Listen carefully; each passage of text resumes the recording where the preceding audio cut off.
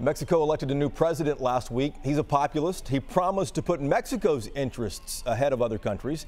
But Andres Manuel Lopez Obrador is also far left, a socialist, and that's where Senator Ted Cruz comes in. He says Mexico's new leader is anti-American and suggested the U.S. build that wall. Ross Ramsey is co-founder and executive editor of the Texas Tribune. He is in Austin each week for us. Good morning to you, Ross. Good morning. How are you? We're doing well. You know, the senator made these comments at a campaign stop. Some of this already been proven untrue. Who was the message for?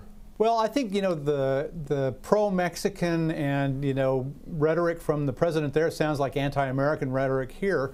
They're in a long negotiation with the United States and Canada over the renegotiation of the NAFTA treaty.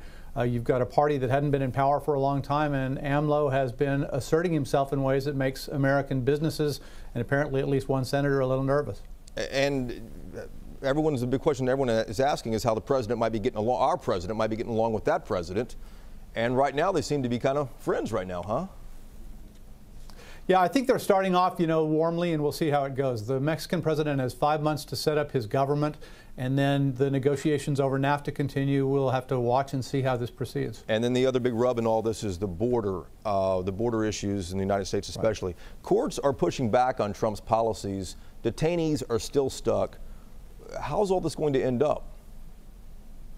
Specifically, the courts have said that you can't separate families and keep them separated unless there are criminal charges, and the criminal charges haven't been solved. So the judge gave the federal government until Tuesday to get 5-year-olds or kids under 5 reunited with their parents, and then another 2 weeks after that to reunite the other families. We'll see how that goes. The government looks like it doesn't have the mechanism in place for that, and I think it's going to be troublesome.